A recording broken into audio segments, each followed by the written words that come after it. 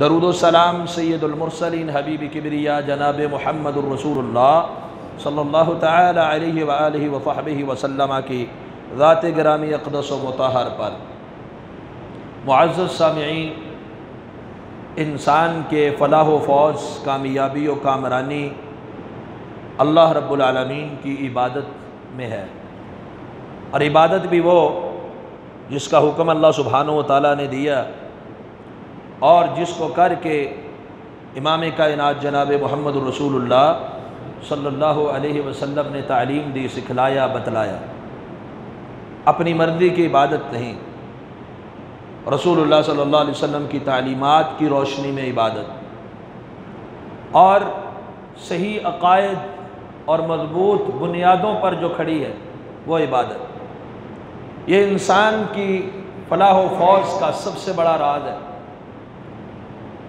دنیا کے اندر اللہ سبحانہ و تعالیٰ نے بنی نوع انسان کو جو اتارا ہے، اب ان کے امتحان کے لیے یہ دنیا کی زندگی ہے۔ اصل زندگی اللہ نے جو عطا کرنی ہے وہ مرنے کے بعد ہے، جنت کی صورت میں یا جہنم کی صورت میں۔ اور جو عبادات سے اپنے عمل نامے کو وزنی کر دیتا ہے، بھر دیتا ہے، میزان کو حسنات سے بھر دیتا ہے، وہی آدمی آخرت کی زندگی کی تمام کامرانیاں لینے والا ہے۔ اور جو شخص دنیا کے اندر ہی غفلت برتتا ہے، اپنا جو اس کا دنیا میں آنے کا مقصد ہے اس سے ہی ہٹ جاتا ہے، اصل مشن سے ہٹ کر وہ عارضی چیزوں کے پیچھے ہی پڑا رہتا ہے اور اسی کو ملجا و مأویٰ بنا لیتا ہے، ایسا آدمی یقینی طور کے اوپر ناکام ہے، نامراد ہے، اور اخروی زندگی میں اسے کوئی نعمت نہیں بلکہ عذاب، دکھ اور تکلیف ملنے والی۔ سورہ الذاریات کی آیت نمبر 55 میں اللہ سبحانہ وتعالیٰ نے فرمایا ہے وَمَا خَلَقْتُ الْجِنَّ وَالْإِنسَ إِلَّا لِيَعْبُدُونَ، کہ ہم نے جنوں کو اور انسانوں کو اپنی عبادت کے لیے پیدا کیا۔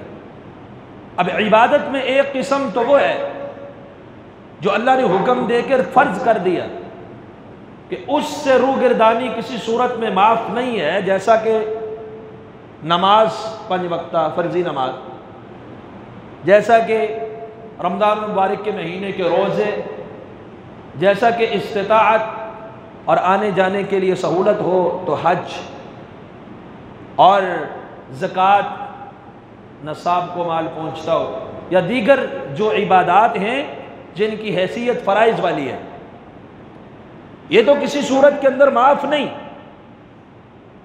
یہ تو ضروری ہے۔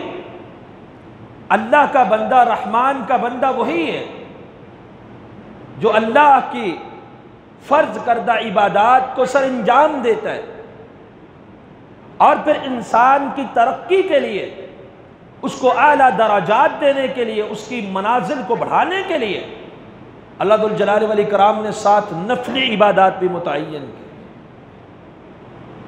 نفلی عبادات میں بھی فرائض کے ساتھ ساتھ جو شخص اس میں شوق رکھتا ہے، ذوق رکھتا ہے، ایک دوسرے سے آگے بڑھنے کے لیے سبقت کرتا ہے، وہی شخص اللہ کے ہاں اتنا ہی بلند و بالا مقام حاصل کر لیتا ہے۔ اور جو غافل ہے یا جو فرضی عبادت بھی ہے وہ بھی کرتا ہے تو شوق نہیں، ذوق نہیں، رغبت نہیں، ایسے آدمی کی عبادت بھی بیکار جاتی ہے، بے فائدہ جاتی ہے۔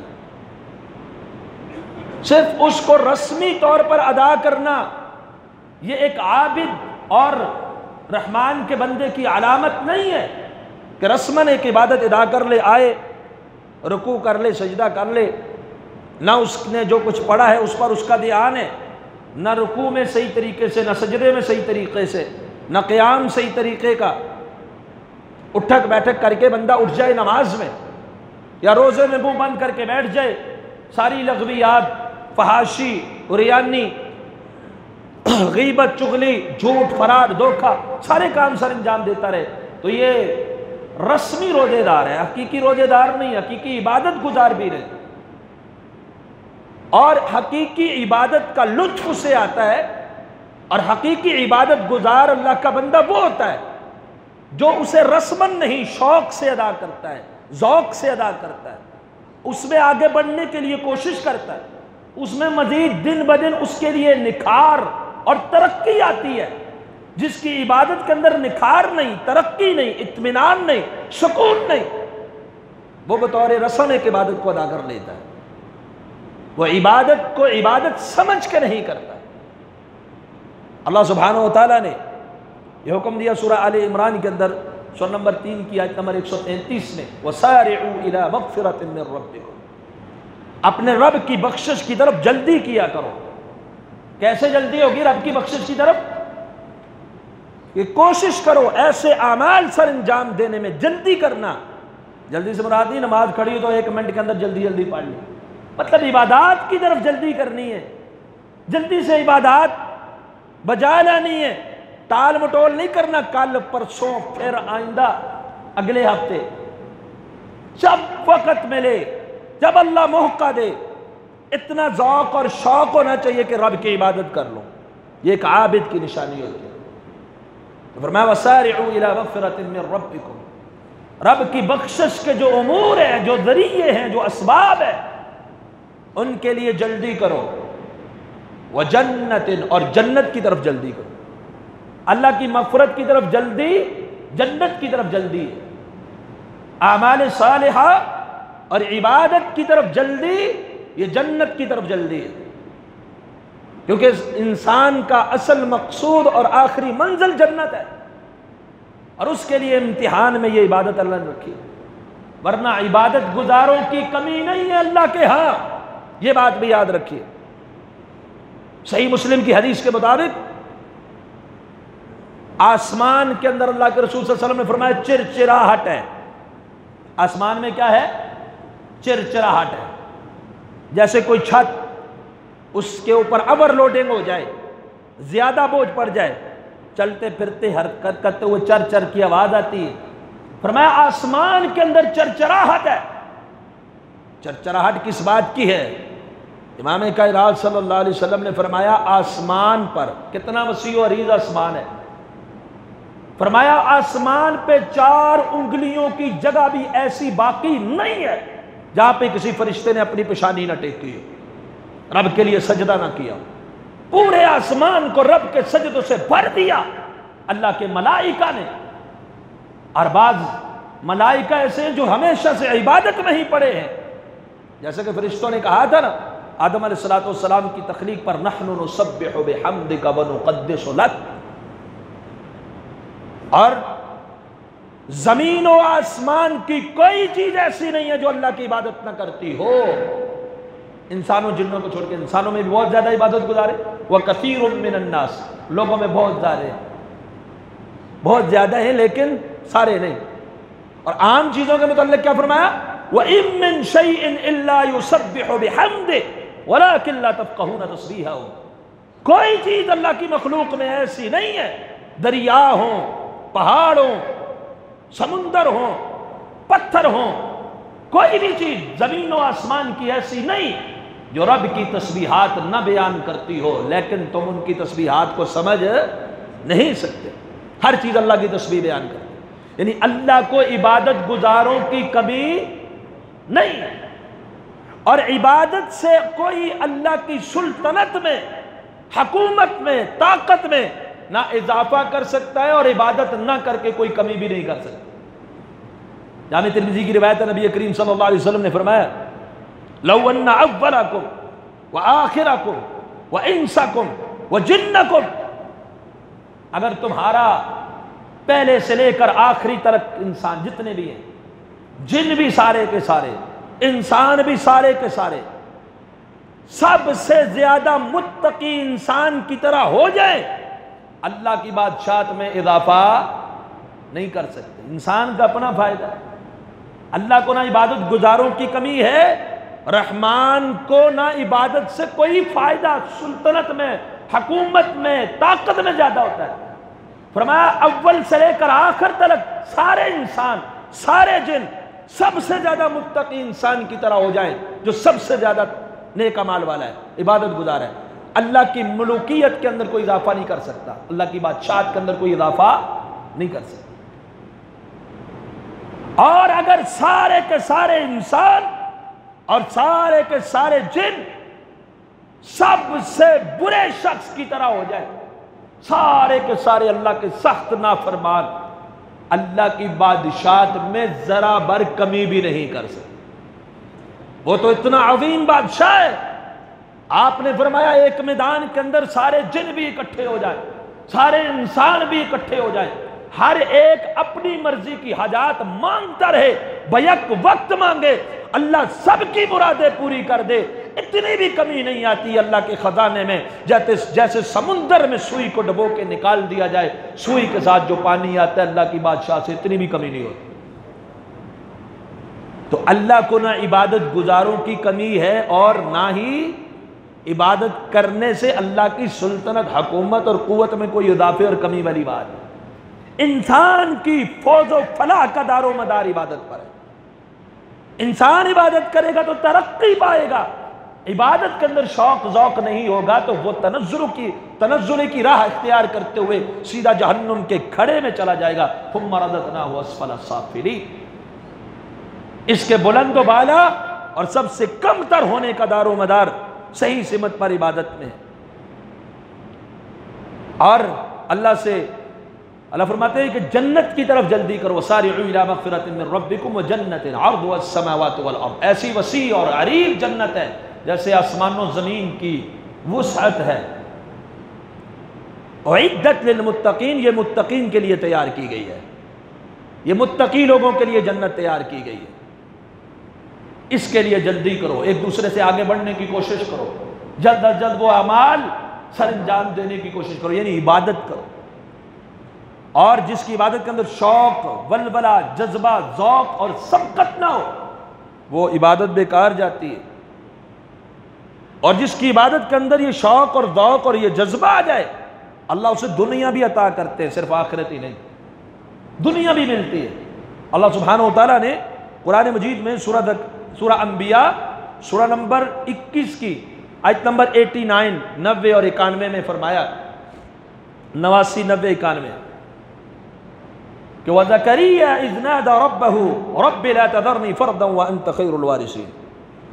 حضرت زکریا سلام اللہ علیہ نے اپنے رب کو پکارا اور کہا اللہ مجھے اکیلا نہ چھوڑ، مجھے اولاد کی نعمت دے، رب لا تذرنی فردا وانت خیر الوارثین، اور تو بہترین وارث ہے، مجھے کوئی وارث، مجھے کوئی اولاد عطا فرما۔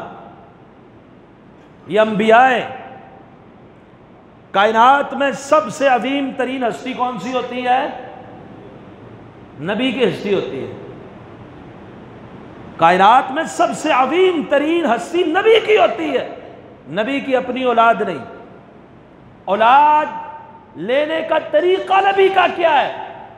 رب لا تذر، اذ نادى ربہ، رب کو پکار لیا، رب لا تذرنی فردا، اللہ مجھے اکیلا نہ چھوڑ، مجھے اولاد دے۔ آج ہمارا کسی درخت کے نیچے جولی رکھو، پتا گرے گا تو اولاد ملے گی۔ خواتین کو ان لٹیروں کے پاس بھیج دیتے ہیں جو ایمان کے بھی ڈاکو ہیں، عزت کے بھی ڈاکو ہیں، تویز دو، داغا دو، منکا دو، یہ کرو وہ کرو، یہاں سے اولاد ملے گی۔ وہ بیچارہ خود محتاج ہے، خود فقیر ہے، تو کہا اللہ مجھے اولاد دے، دعا کی۔ اگر ایسی بات ہوتی تو حضرت زکریا خود اپنے لیے تویز نہ لکھ دے، تویز لکھ کے گول کے پی لیتے، باندھ لیتے کہیں؟ نہیں، دعا ہے، پکار ہے، اللہ مجھے اولاد دے، مجھے اکیلا نہ چھوڑ۔ اللہ سبحانہ وتعالیٰ نے فرمایا کہ فَاسْتَجَبْنَا لَهُ، ہم نے زکریا سلام اللہ علیہ کی دعا کو قبول کر لیا، وَوَهَبْنَا لَهُ یحییٰ، ہم نے یحییٰ دے دیا۔ یحییٰ بھی نبی، اللہ نے بیٹا بھی اتنا عظیم دیا ہے جس کو اللہ نے نبوت سے سرفراز فرمایا، اور نام بھی اللہ نے رکھا۔ کتنا بڑا مقام ہے کہ اولاد ہو رہی ہے، نام کون رکھ رہا ہے؟ اللہ۔ لم نجعل له من قبل سمیہ، رحمان نے نام بھی ایسا رکھا، فرمایا اس سے پہلے ایسا نام ہی کسی کا نہیں، وہ نام رکھ دیا۔ اور اللہ فرماتے ہیں وَأَصْلَحْنَا لَهُ زَوْجًا، ہم نے بیوی کو بھی درست کر دیا۔ بیوی بانجھ تھی، اولاد نہیں ہوتی تھی ان کی، دعا پر اللہ نے بیٹا دیا اور ان کی بیوی کو ان کے لیے درست کر دیا، صحت دے دی، اس کا بھانج پن اور جو اولاد نہ ہونے میں کمزوری ہے اس کو اللہ نے دور کر دیا، اور ذریعہ کیا بنا؟ دعا، اللہ سے پکار۔ یہ ایک طریقہ ہے جو انبیاء کا طریقہ ہے، جس کی اولاد نہیں رب کو پکارے۔ اللہ قادر قدیر ہے، یخلق ما یشاء، جو چاہتا ہے پیدا کرتا ہے، جسے چاہتا ہے بیٹے دیتا ہے، جسے چاہتا ہے بیٹیاں دیتا ہے، جسے چاہتا ہے بیٹے بھی دیتا ہے، بیٹیاں بھی دیتا ہے۔ وَيَجْعَلُ مَن يَشَاءُ عَقِيمًا، جسے چاہتا ہے بے اولاد چھوڑ دیتا ہے۔ یہ اللہ کی حکمتیں ہیں، اللہ کی مرضیاں ہیں۔ یہ کسی فلاں بخش پیراں بخش دیتا، یہ کام نہیں چلتا۔ اولاد اللہ دینے والا ہے۔ تو اللہ نے یہ چیزیں ان کو اولاد بھی دے دی، بیوی کو بھی صحت دے دی، ان کا بھانجپن دور کر دیا۔ آگے اللہ اس کی تعلیل بیان فرماتے ہیں، انہم کانوا یسارعون فی الخیرات، جو ہمارے موضوع سے متعلقہ بات، یہ نقطہ کہ ان کو ہم نے اولاد بھی دی، دعا بھی قبول کی، اور ان کی بیوی کو صحت بھی دی، بڑھاپے میں اولاد دی، اولاد بھی بڑی عظیم دی۔ کیوں؟ انہم کانوا یسارعون فی الخیرات، وہ نیکیوں میں آگے بڑھا کرتے تھے۔ وہ نیکیوں میں کیا کرتے تھے؟ آگے بڑھا۔ آج کوئی نیکیوں میں، عبادت میں آگے بڑھنے کی کوشش کرتا ہے، ذوق اور شوق سے عبادت کرتا ہے، اللہ اسے دنیا بھی دیں گے اور آخرت بھی۔ انہم کانوا یسارعون فی الخیرات ویدعوننا رغبا ورہبا، اور وہ ہمیں رغبت کے ساتھ پکارتے تھے، شوق تھی ان کو، رغبت تھی، ورہبا، ڈر بھی تھا، خوف بھی تھا، وکانوا لنا خاشعین، وہ ہمارے سامنے خشیت اختیار کرنے والے، ڈرنے والے تھے۔ اس لیے اللہ نے دنیا بھی دی اور آخرت بھی دی۔ تو معلوم یہ ہوا جو شخص نیکیوں میں، عبادت میں آگے بڑھتا ہے، ذوق اور شوق کے ساتھ عبادت کرتا ہے، اللہ دنیا کی نعمتیں بھی نوازتے ہیں، آخرت کی نعمتیں تو اس کا مقدر ہیں، جو حقیقی منزل ہے۔ اسی طرح سیدنا موسیٰ سلام اللہ علیہ سورہ طٰہٰ کے اندر آتا ہے، سورہ طٰہٰ سورہ نمبر 20 کی آیت نمبر 84 میں اللہ سبحانہ وتعالیٰ نے وعدہ لیا اختصاراً کوہ طور پہ آنے کا اور اپنی قوم کو ساتھ لے کر آنے کا۔ حضرت موسیٰ علیہ السلام اپنی قوم سے پہلے ہی پہنچ گئے۔ پہلے پہنچے تو اللہ سبحانہ وتعالیٰ نے پوچھا، جو سب کچھ جانتے ہیں، دل کی کیفیات کو بھی اللہ جانتے ہیں، محیط علم والے ہیں، وَمَا تَسْقُطُ مِن وَرَقَةٍ إِلَّا يَعْلَمُهَا، ایسا وسیع علم ہے۔ درخت، آپ دیکھیں دنیا میں کتنے درخت ہیں، دنیا میں جتنے بھی درخت ہیں اعداد و شمار کے اندر ہیں؟ اچھا، درخت تو اتنے زیادہ، درخت ایک ایک درخت کے اوپر کتنے کتنے پتے ہیں۔ اب دنیا میں کتنے زیادہ درخت اور پھر کتنے زیادہ پتے بنتے ہیں، کوئی مائی کا لال شمار کر سکتا ہے؟ اللہ کا علم اتنا وسیع، اللہ خود فرماتے ہیں کہ جتنے بھی درخت ہیں اور ان میں جتنے بھی پتے ہیں، ان میں سے کوئی پتا بھی گرتا ہے تو اللہ کو اس کا علم ہوتا ہے۔ وَمَا تَسْقُطُ مِن وَرَقَةٍ إِلَّا يَعْلَمُهَا۔ اور یہاں میں ایک نقطہ اور آپ کے سامنے رکھ دوں، دنیا میں اتنے زیادہ درختوں کے پتوں میں سے سوکھ کر درخت سے کوئی پتا جھڑتا ہے، رحمان کے علم میں ہوتا ہے۔ جب اللہ کے سامنے گڑ گڑاتے ہوئے آنکھ سے آنسو کا قطرہ گرے گا، کیا اللہ کو معلوم نہیں ہے؟ اور اللہ کو اس کی قدر کتنی ہو، عبادت کا شوق ہو تو تب ہی۔ تو فرمایا موسیٰ علیہ السلام نا، اللہ جانتے ہیں پھر بھی پوچھتے ہیں، وَمَا أَعْجَلَكَ عَنْ قَوْمِكَ يَا موسیٰ، اے موسیٰ اپنی قوم سے پہلے آ گئے، کیا چیز آپ کو جلدی لے کے آ گئی؟ کیوں جلدی آ گئے؟ ان کے ساتھ آنا تھا، اپنے قوم کو لے کر آنا تھا آپ نے۔ وَمَا أَعْجَلَكَ عَنْ قَوْمِكَ، کس چیز نے آپ کو جلدی میں لے آئی؟ جو چیز آپ کو اپنی قوم سے بھی پہلے، وہ کیا چیز ہے؟ موسیٰ علیہ السلام نے کیا کہا؟ اولائی علی اثری، اللہ وہ بھی جلدی آنے والے میرے نشان قدم پر ہیں، یعنی میرے پیچھے ہی ہیں، آ رہے ہیں۔ وَعِجِلْتُ إِلَيْكَ رَبِّ لِتَرْضَى، میں جلدی جلدی آ گیا اللہ تاکہ تو راضی ہو جائے۔ رغبت تھی، اندر سے شوق تھا رب کی ملاقات کا، قوم کو چھوڑ کے ہی آگے پہنچائے۔ کیوں؟ لِتَرْضَى، یہ ہے رغبت، یہ ہے شوق، یہ ہے ولولہ، یہ ہے جذبہ، جو آج ہماری عبادات کے اندر نہیں ہے۔ اس لیے ہمیں عبادات کے اندر مٹھاس اور لذت اور سکون نہیں ملتا۔ یہ چیز پیدا کرنی بہت ضروری ہے میرے بھائیو، اس رمضان میں پیدا کریں۔ رسمی عبادت نہ کریں، رسمی نماز نہ پڑھیں، شوق ذوق ولولے جذبے کے ساتھ پڑھیں۔ اللہ سبحانہ وتعالیٰ نے یہ کوئی معمولی بات نہیں، اپنے پیغمبر کو حکم دیا سورہ الانشراح کے اندر، سورہ نمبر 94، اللہ فرماتے ہیں فَإِذَا فَرَغْتَ فَانْصَبْ، میرے حبیب جب فارغ ہو کھڑے ہو جائے، وَإِلَىٰ رَبِّكَ فَارْغَب، اور اپنے رب میں ترغیب کریں، رغبت کریں، ذوق اور شوق کے ساتھ رب کے سامنے کھڑے ہو۔ اور پھر پیغمبر علیہ السلام عمل کیسا کیا، عمل کیسا کیا؟ ام المؤمنین سیدہ عائشہ صدیقہ طاہرہ رضی اللہ عنہا فرماتی ہے، صحیح بخاری کے اندر حدیث نمبر 4836، کہ رسول اکرم صلی اللہ علیہ وسلم کو جب قیام کرتے تھے، قام النبی صلی اللہ علیہ وسلم حتی تورمت قدماؤ، آپ کے پاؤں کھڑے رہنے کی وجہ سے سوج جاتے تھے، ورم آ جاتا تھا۔ دوسری روایت کے مطابق آپ کی پنڈلیوں میں بھی ورم آ جاتا تھا، پاؤں میں بھی ورم، پنڈلیوں میں بھی ورم۔ اور آپ سے کہا گیا، اے اللہ کے حبیب، قد غفر اللہ لک ما تقدم من ذنبک وما تأخر، اللہ کے پیغمبر آپ کی تو کوئی غلطی ہی نہیں ہے، لیکن معافی کے پروانے اللہ نے ایڈوانس میں جاری کر دی ہے کہ آپ کی کوئی غلطی اگلی پچھلی ایسی نہیں ہے جو اللہ نے پہلے ہی بخشی نہ ہو، لیکن ہے بھی نہیں۔ آپ اتنا کچھ کرتے ہیں کہ آپ کے پاؤں میں ورم آ جاتا ہے، کھڑے رہنے کی وجہ سے پاؤں سوج جاتے ہیں، پاؤں پھٹ جاتے ہیں۔ اللہ کے رسول صلی اللہ علیہ وسلم نے جواب کیا دیا؟ افلا اکون عبدا شکورا، کیا میں اللہ کا شکر گزار بندہ نہ بن؟ یہ رغبت تھی، یہ شوق تھا، اتنا زیادہ شوق۔ اور دوسری روایت کے مطابق آپ نے فرمایا انا صلاۃ رغبتن و رہبتن، یہ ڈر والا قیام ہے، اس میں بندہ اللہ سے ڈرتا بھی ہے اور اس میں شوق بھی آتا ہے، ذوق بھی آتا ہے، رغبت بھی آتی ہے۔ قیام اللیل اللہ کے رسول کا ایسا جس میں رغبت، جس میں شوق، ولولہ، جذبہ۔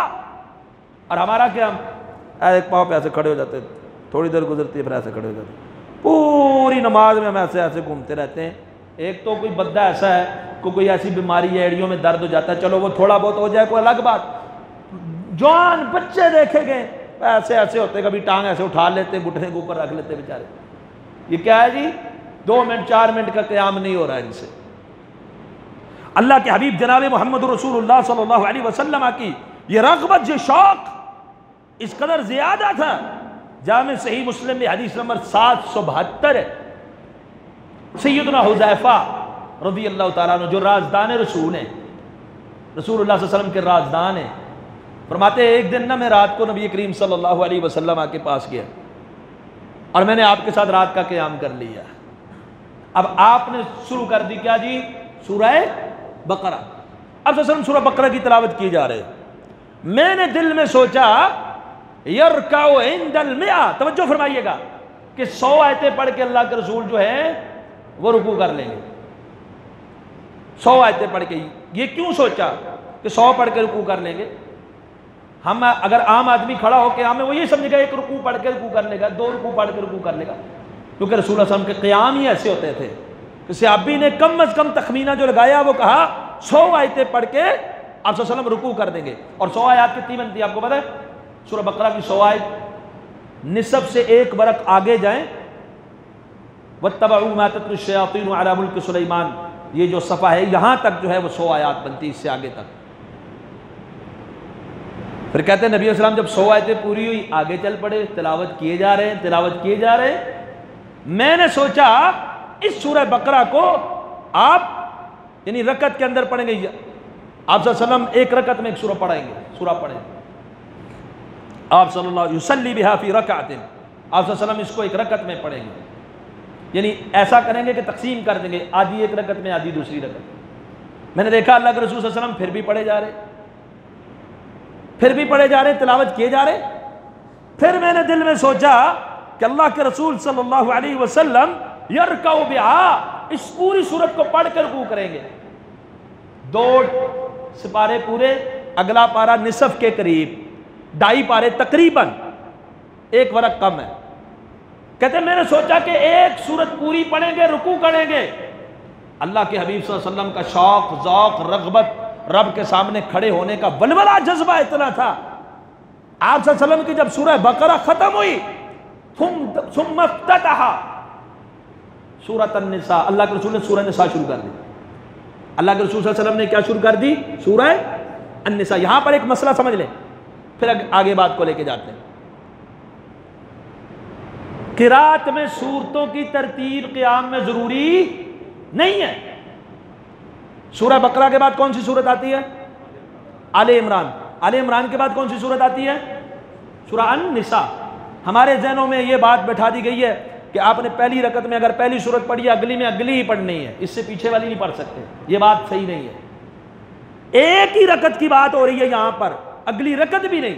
اللہ کے رسول صلی اللہ علیہ وسلم نے ایک ہی رکعت میں پہلے سورہ فاتحہ بقرہ پڑھی، بقرہ کے بعد آپ صلی اللہ علیہ وسلم نے سورہ النساء شروع کر دی.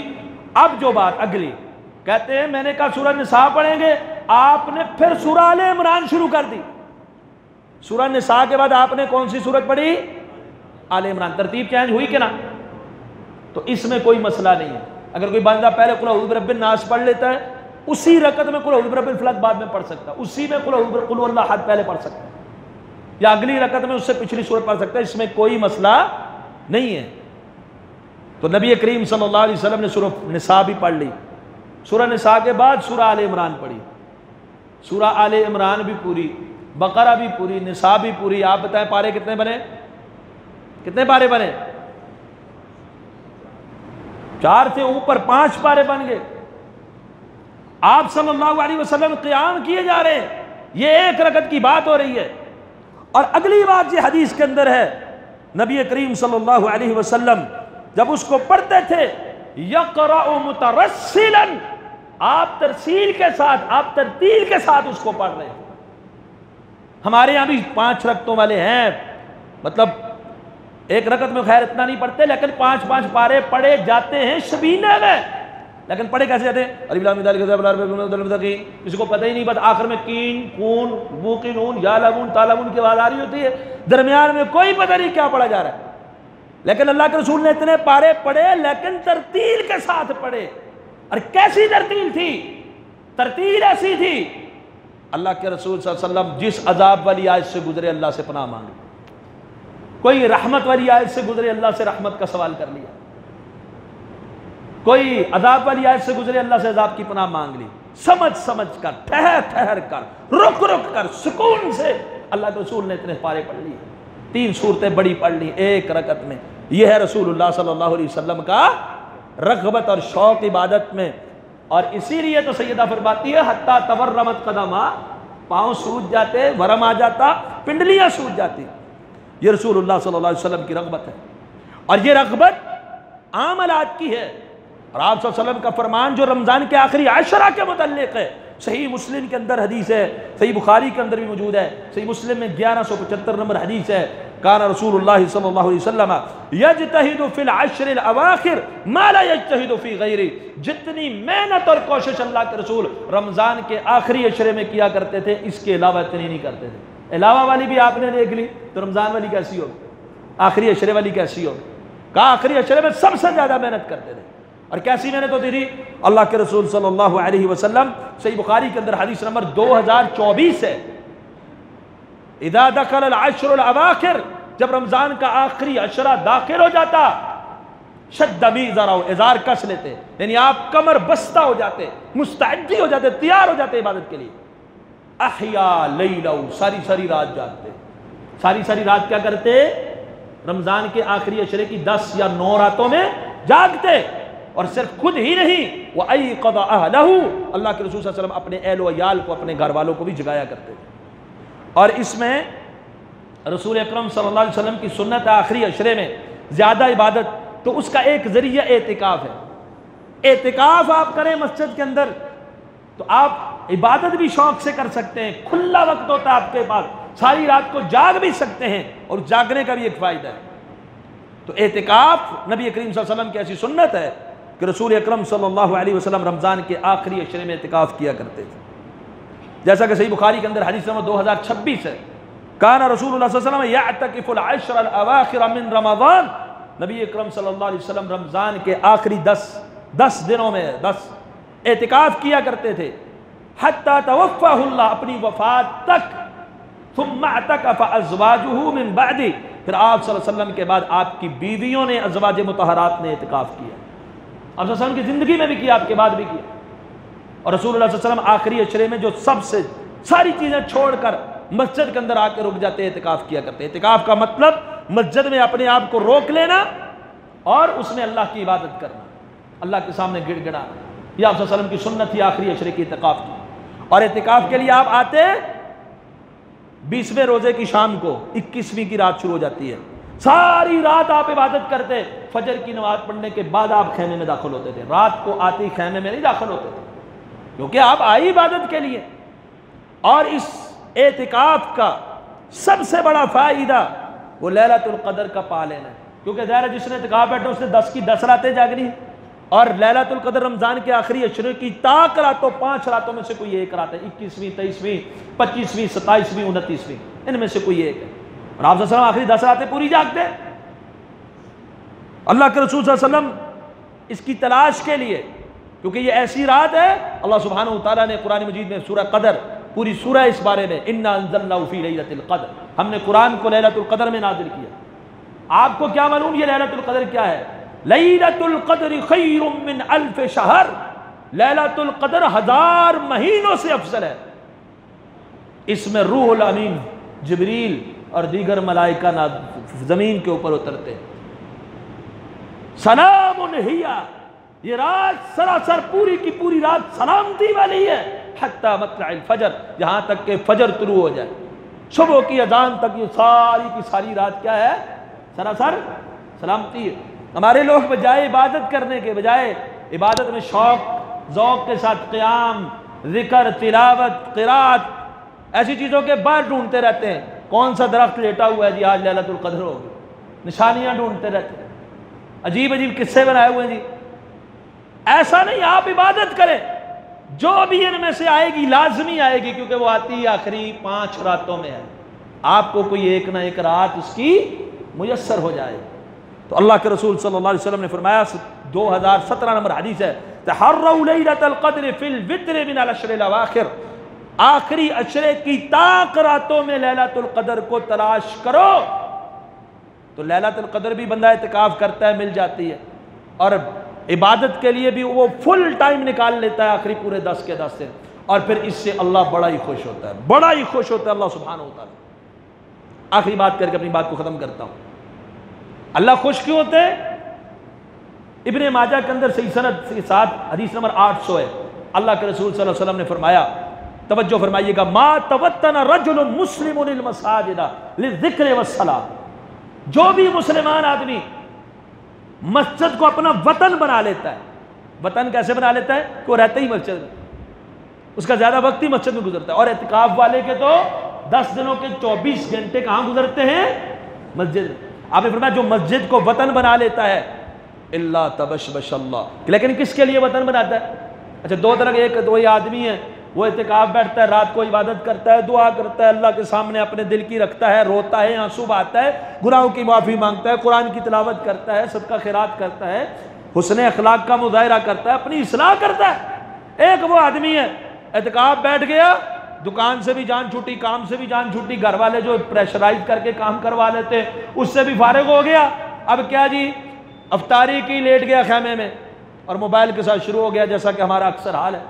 عشاء کی قیام کے اندر اکثر مساجد کے اندر اعتکاف کے خیموں میں بیٹھے رہتے ہیں معتکفین، اور باہر آ کے قیام نہیں کرتے. وہ پوچھے، کہتے ہیں ہم آخری قیام میں کریں گے، رات کے آخری حصے والے. آخری حصہ ہوتا ہے تب بھی سوئے ہوئے ہوتے ہیں، سحری کے ٹائم گھر والے کھانا لے کے آتے جب جگاتے. پھر فجر کی نماز کے بعد عام حوام بیٹھ کر ذکر اذکار مسنون، صبح شام کے نماز کے بعد کے تلاوت قرآن، یہ نماز پڑھی، جا کے خیمے میں لیٹ گئے 12 بجے تک. 1 بجے تک اٹھا، غسل کیا، پھر نماز سوتے جاگتے میں پڑھی، پھر خیمے میں گھس گیا. پھر عصر کے ٹائم اٹھا، پھر خیمے میں گھس گیا، یا باہر بیٹھ کے گپے لگائی. یہ تو جان چھڑانے والی بات ہے. ایسے مسجد میں رہنے کا کوئی فائدہ نہیں. عبادت اور نماز اور ذکر کے لیے جو رہتا ہے مسجد میں، یہ حدیث کے الفاظ ہے، للذکر والصلاۃ، جو نماز اور ذکر کے لیے مسجد میں رہتا ہے، اللہ خوش ہو جاتے ہیں. تبشبش اللہ، اللہ خوش ہو جاتے ہیں. اللہ کتنا خوش ہوتے ہیں، کتنا خوش ہوتے ہیں. اللہ کے رسول نے ایک تمثیل بیان فرمائی، کما یتبشبش اہل الغائب بغائبہم اذا قدم علیہم. جب کسی کا کوئی شخص گم ہو جاتا ہے، کسی کے گھر والوں میں سے کوئی بچہ گم ہو گیا، کوئی بڑا گم ہو گیا، نہیں ملتا، تلاش بسیار کے باوجود نہیں ملا، اچانک اپنا عزیز گم شدہ اگر کسی کو مل جائے، اس کی خوشی کا کوئی ٹھکانہ رہے گا؟ فرماتے جس طرح کسی کا گم شدہ عزیز اسے ملتا ہے، اور ملنے پر اسے جو خوشی حاصل ہوتی ہے اللہ اس سے بھی زیادہ اس بندے پہ خوش ہوتے جو مسجد کو میں اپنا ڈیرا لگا لیتا.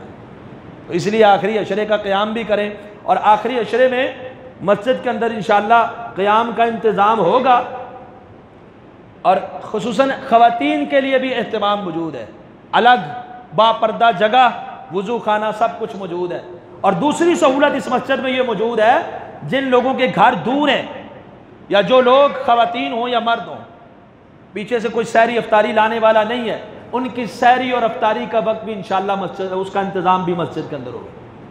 سحری کا اور افطاری کا انتظام بھی معتکفین حضرات میں سے جن لوگوں کا گھر سے کوئی لانے والا نہیں یا گھر دور ہے ان کے لیے انتظام بھی مسجد کے اندر ہوگا. اس لیے وقت نکالیے، اپنے رب کے لیے اعتکاف کیجیے. خواتین کا اعتکاف بھی مسجد میں ہونا چاہیے. وَأَنْتُمْ عَاكِفُونَ فِي الْمَسَاجِدِ، اس بات پر اجماع ہے، اور نبی کی ازواج نے جو اعتکاف کیا وہ مسجد میں کیا ہے. گھر کے اندر اعتکاف کی شکل میں بیٹھ کے عبادت کرنا خاتون کا نہ رسول اکرم سے، نہ صحابیات سے، نہ تابعات سے کسی سے بھی ثابت نہیں ہے، کیونکہ اعتکاف کا محل مسجد ہے. اس لیے خواتین بھی اعتکاف مسجد میں کریں. جو خواتین مسجد میں اعتکاف کرنا چاہتی ہیں ان کے لیے ایک اضافی شرط ہے، وہ خامن کی اجازت سے کریں گے، کیونکہ نفلی عبادت ہے، اس کے لیے خامن کی اجازت ضروری ہے. تو با پردہ انتظام موجود ہے انشاءاللہ. خواتین بھی اعتکاف بیٹھ سکتی ہیں، مرد بھی اعتکاف بیٹھ سکتے ہیں، دونوں مسجد میں. اللہ سے دعا ہے اللہ ہماری عبادتوں کے اندر بھی شوق و ذوق عطا فرمائے. اللہ ہمیں بھی اپنا صحیح معنوں کے اندر عبادت گزار بندہ بنائے، ایسا عبادت گزار جس میں اخلاص و ریاکاری کا دور دور تک کوئی شائبہ نہ ہو، ایسا عبادت گزار ہو جس میں لذت آئے اللہ کے سامنے گڑ گڑانے کی، عبادت کرنے کی، جسے بوجھ نہ تصور کیا جائے. قل قولی ھذا استغفر اللہ لی ولکم ولسائر المسلمین.